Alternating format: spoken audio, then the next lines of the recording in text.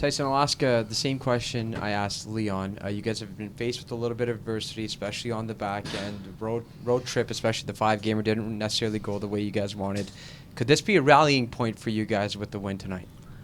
Yeah, you obviously never want to face injury trouble, and especially to key guys. But I think guys are doing a good job stepping up, and some young guys are getting a chance to step in and play big minutes and playing well for us. So I don't think we had our best effort in Dallas, and tonight to come in and play those last two periods like we did, I think was a great sign for our team. What was the message coming out of Dallas and into this morning in preparation for tonight's game? Yeah, just we kind of left the Dallas game behind us and didn't touch on it too much, and just kind of reset. We knew they had a hardworking team here in Phoenix, and a team that had been playing pretty well as of late, so we knew we were going to have a tough game, and we were going to have to play responsible and do all those little things right. And I think for the most part we did that. And I mean, Connor and Leon kind of were feeling it tonight too, so that always helps.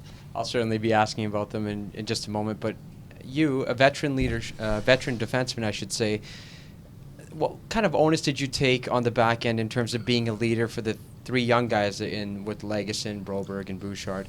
What kind of onus did you take in that role? Yeah, I think you just try to keep it loose and talk with them and make sure they're feeling good and confident about their game. And they're all good players in their own right, and they're all here for a reason. So you don't have to do too much. But yeah, just my personality is kind of just a guy who will keep it light for them and keep them feeling comfortable.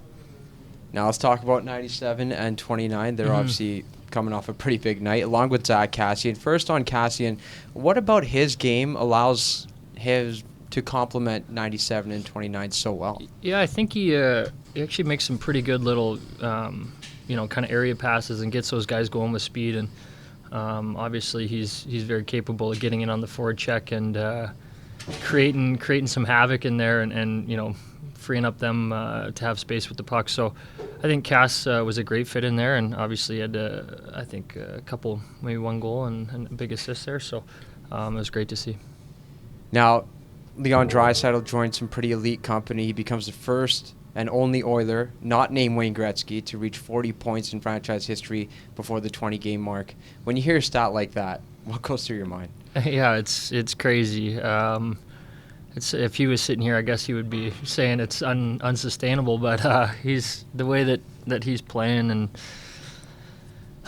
it's just every night, those two are doing something, and it's pretty incredible. So. I don't see it, and I know he was pretty humble up here, but I don't see them, slowing down anytime soon. This might be a dumb question, but you've gone up against both McDavid and Draisaitl on the same line in the past. In what world, how do you stop that? Like, what are the challenges? What is the biggest challenge among the many when they're together? Yeah, I don't really have a ton to draw off my experience playing against them. I think even now they're probably more advanced than they were when I was not on their team. So I think they're probably a whole different beast right now. It seems almost unstoppable.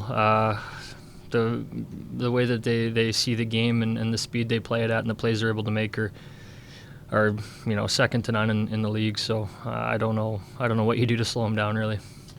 Now, I'm going to ask you to take off the teammate cap and a player cap and put on a fan cap to watch these two guys on paper entering their primes and putting up the numbers they are. What does that mean for the game of hockey? No, I think it's incredible. Even tonight in that third period, they were kind of just flying around the ozone and had probably 5 chances in one shift. And it's great for the game. And you come into a city like Arizona and fans get to see that up close. And I think they're two guys who are, like you said, just entering their prime, and they're going to be a lot of fun to watch for a lot of years. So it's, the game's in a good place with those two at the helm.